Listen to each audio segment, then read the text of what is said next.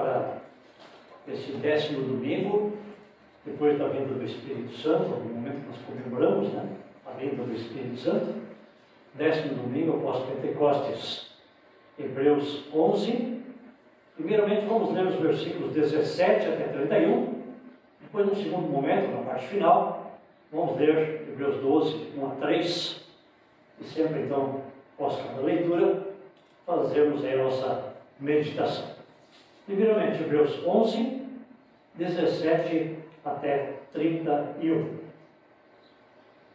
Foi pela fé aqui Abraão, quando Deus o quis pôr à prova, ofereceu o seu filho Isaque em sacrifício. Deus tinha prometido muitos descendentes a Abraão, mas mesmo assim ele estava pronto para oferecer o seu único filho em sacrifício. Deus lhe tinha dito: por meio de Isaque é que você terá descendentes. Abraão reconhecia que Deus era capaz de ressuscitar Isaque e, por assim dizer, Abraão tornou a receber da morte o seu filho Isaque. Foi pela fé que Isaque prometeu bênçãos para o futuro a Jacó e a Esaú. Foi pela fé que Jacó, pouco antes de morrer, abençoou os filhos de José. Ele se apoiou na sua bengala e adorou a Deus. Foi pela fé que José, quando estava para morrer, falou da saída dos israelitas do Egito e deu ordem sobre o que deveria ser feito com o seu corpo. Foi pela fé que os pais de Moisés, quando ele nasceu, o esconderam durante 3 meses. Eles viram que o menino era bonito e não tiveram medo de desobedecer a ordem do rei. Foi pela fé que Moisés, quando já era adulto, não quis ser chamado de filho da filha de Faraó. Ele preferiu sofrer com o povo de Deus em vez de gozar por pouco tempo os prazeres do pecado. Ele achou que era muito melhor sofrer o desprezo por causa do Messias do que possuir todos os tesouros do Egito. É que ele tinha os olhos fixos na recompensa futura. Foi pela fé que Moisés saiu do Egito sem ter medo da raiva do rei e continuou firme, como se estivesse vendo o Deus invisível. Pela fé, Moisés começou o costume de celebrar a Páscoa e mandou marcar com sangue as portas das casas dos israelitas, para que o anjo da morte não matasse os filhos mais velhos deles. Foi pela fé que os israelitas atravessaram o Mar Vermelho como se fosse terra seca. E quando os egípcios tentaram atravessar, o mar os engoliu. Foi pela fé que caíram as muralhas de Jericó, depois que os israelitas marcharam em volta delas durante 7 dias. Foi pela fé que Raabe, a prostituta, não morreu com os que tinham desobedecido a Deus, pois ela havia recebido bem os espiões israelitas. Até aqui então a primeira leitura.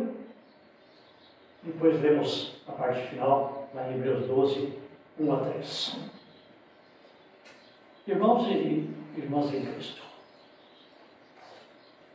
há uma diferença entre razão e fé.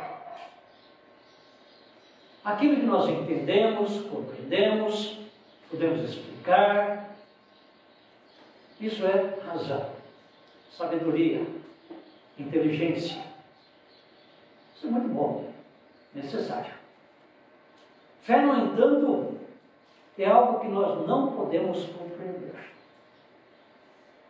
É a certeza das coisas que aconteceram no passado, de fato aconteceram.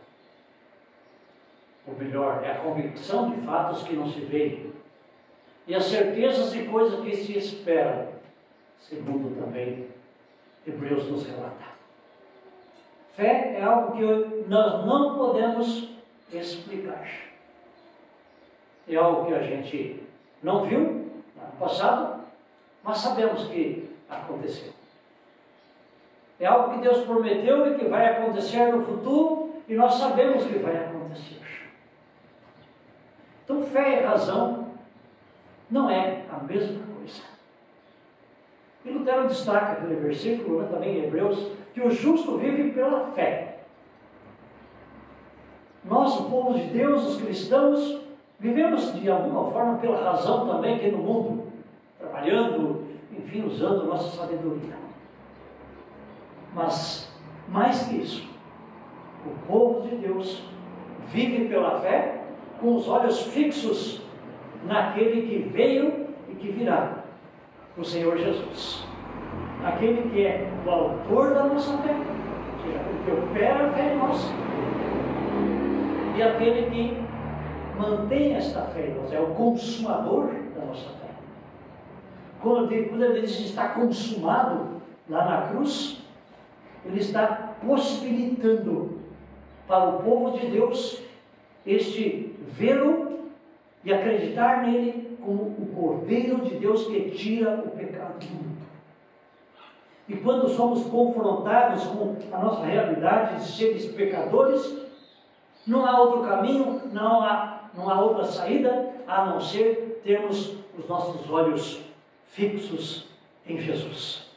O único que, de fato, dizendo está consumado, cumpriu aquilo que nós não podemos fazer.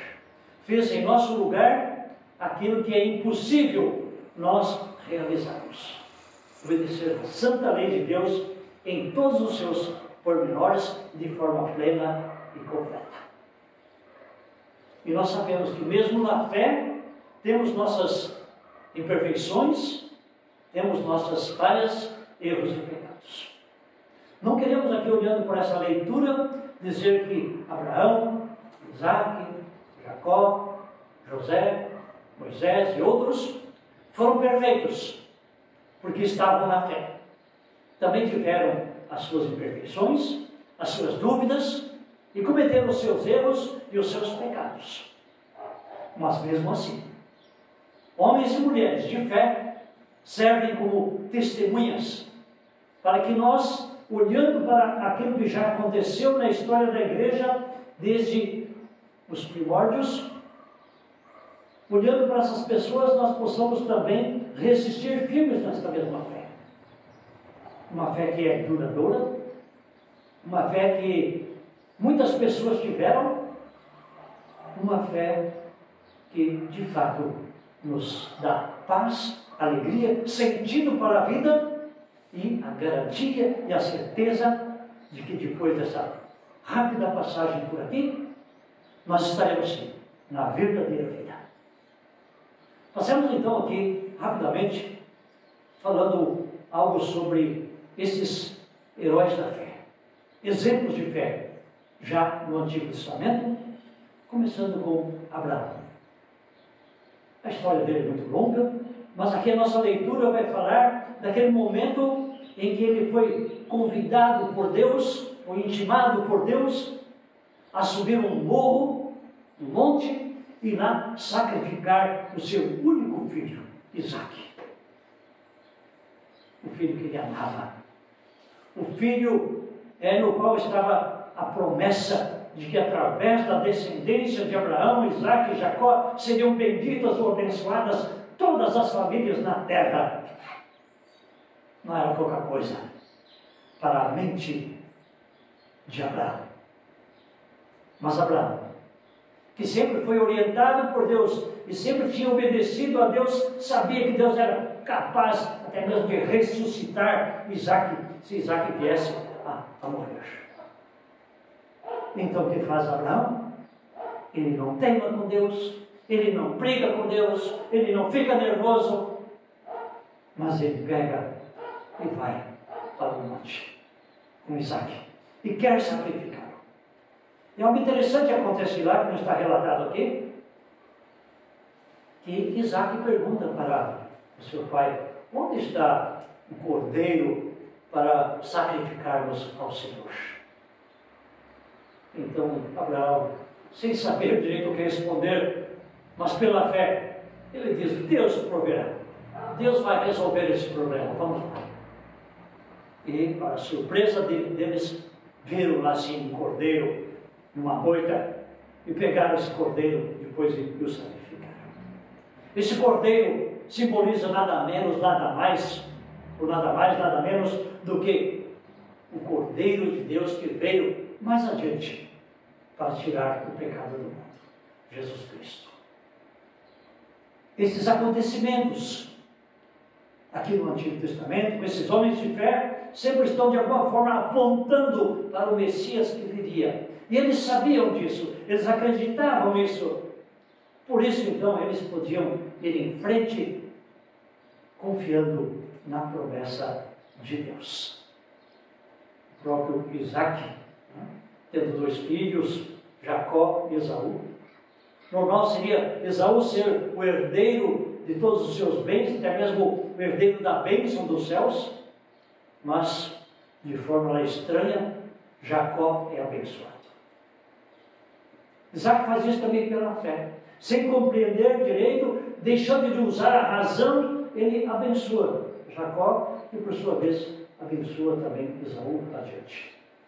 Ambos puderam viver bem neste mundo. Sempre pela fé. Sempre não discutindo com aquilo que está acontecendo conforme, digamos aí, a orientação de Deus, a sua vontade.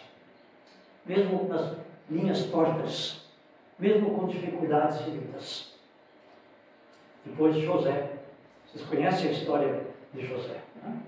Teve grandes dificuldades e que, enfim, foi um testemunha, um exemplo da sua grande fé, também por outros acontecimentos, mas aqui ele prevendo que o povo de Deus seria libertado da escravidão do Egito e seria levado para a terra prometida, ele diz: não deixem os meus ossos aqui no Egito. Quando forem para lá, ajuntem esses meus ossos e levem junto com vocês.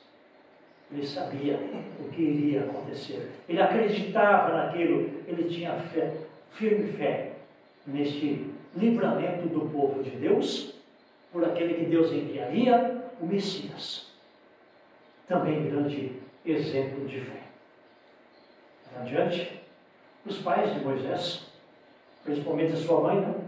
Pelo menos assim é relatado na nossa história, eles viram o menino Moisés, recém-nascido, como um menino formoso, um menino talvez até muito atraente e diferente dos demais. Perceberam naquele menino que ele não era comum. E então eles ousam desobedecer o faraó, dizendo: nós não vamos matar esse menino. As parteiras que lá estavam também concordaram: não vamos matar esse menino, ele é muito especial, ele é formoso. E então, contra a vontade do rei, eles escondem o menino por pelo menos 3 vezes, até que depois a filha do faraó o encontra lá no Mar Vermelho. Perdão. No Rio Nilo. Então vejam, tudo pela fé. Eles tinham coragem de enfrentar reis, de enfrentar grandes autoridades, grandes poderes aqui neste mundo. E de fato, venceram. Sofreram? Claro que sofreram. Enfrentaram dificuldades, até mesmo contrariedades do próprio povo de Deus? Sim. Mas ficaram firmes e foram em frente. E finalmente Moisés. Moisés, aquele que poderia ter uma vida muito boa dentro do palácio do rei, ou se tornar um rei também futuramente. Filho da filha de Faraó. Mas, sabendo que ele era um descendente do povo de Deus, ele abre mão desse seu bem-estar físico e material aqui neste mundo e também transgride a vontade do rei, desobedece e vai em frente para cumprir a sua missão. O resto da história nós também conhecemos. Moisés é usado por Deus finalmente para libertar este povo de Israel lá da escravidão e levá-lo para a terra prometida. Vejam então que essas pessoas de fé viam muito além. É dito aqui que Moisés não quis viver aquela vida em pecado, lá adorando falsos deuses e aproveitando os pecados deste mundo, mas porque ele tinha os olhos fixos no além, naquele que viria, e esperava a recompensa que viria também através deste Cristo, o Salvador, o Messias.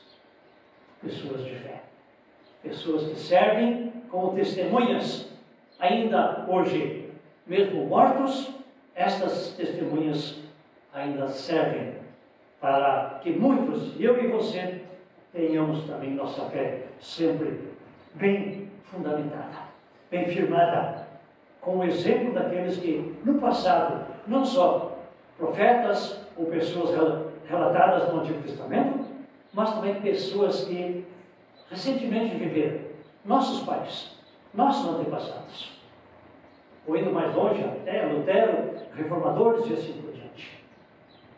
Nós temos exemplos lindos e grandiosos de fé desde o início da humanidade. E tendo nós esta nuvem de testemunhas, como dito aqui em Hebreus 12, versículos 1 a 3, olhamos também firmemente para o autor e consumador da nossa fé, Cristo Jesus. Vou ler Hebreus 12, versículos 1 e 3. Assim nós temos essa grande multidão, na Bíblia Revista e Atualizada diz grande nuvem de testemunhas. Aqui diz, temos essa grande multidão de testemunhas ao nosso redor.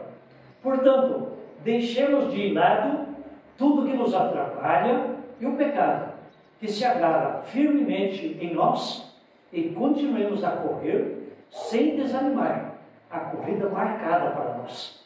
Conservemos os nossos olhos fixos em Jesus, pois é por meio dele que a nossa fé começa, e é ele quem aperfeiçoa esta fé. Ele não deixou que a cruz fizesse com que ele desistisse, pelo contrário, por causa da alegria que lhe foi prometida, ele não se importou com a humilhação de morrer na cruz e agora está sentado do lado direito do trono de Deus. Pense no sofrimento dele e como suportou com paciência o ódio dos pecadores. Assim, vocês não desanimem, nem desistam. Aqui a leitura, onde vemos então que esta grande nuvem de testemunhas, essa grande multidão de testemunhas está ao nosso redor. Mesmo que tenham morrido, mesmo que tenham partido, mas temos aqui a palavra do Senhor. E por esta palavra, nós somos mantidos na fé, ou por esta palavra, antes disso, nós recebemos a nossa fé pela ação do Espírito Santo. E essa multidão de testemunhas não é só um grande número, mas é também uma demonstração de que há unanimidade de fé. Uma só fé, um só Espírito, um só batismo. Os cristãos, o povo de Deus, centrados na palavra de Deus, temos de fato a mesma fé que esta grande multidão de testemunhas do passado tiveram. A fé no Deus uno, Pai, Filho e Espírito Santo, o Filho que foi enviado ao mundo para tirar o pecado do mundo, e o Espírito Santo que mora em nós e nos dá a fé pela palavra e sacramentos. Há 2 ou 3 cultos atrás, tivemos a oportunidade de ler aqui sobre a oração, leitura do Evangelho, e lá foi destacado que Deus quer nos dar tudo o que precisamos, muito mais do que pais terrenos aqui no mundo podem dar aos seus filhos. Nós, sendo maus, conseguimos dar coisas boas aos nossos filhos. Quanto mais o Pai Celeste dará o Espírito Santo aos que o pedirem. a maior coisa e a melhor coisa, não diminuindo, né, chamando de coisa o Espírito Santo, mas, enfim, aquilo que de melhor podemos pedir e receber é o Espírito Santo. E Deus promete isso. Ele dá o Espírito Santo àqueles que pedem o Espírito Santo. E Ele cumpre a sua promessa. Aprendamos a pedir mais do que coisas terrenas ou materiais, aprendamos mais e mais a pedir a ação, a atuação do Espírito Santo, que mora em nós, pela palavra. Ele sim nos dá a fé. Ele sim nos mantém nesta fé e nos faz crescer nela.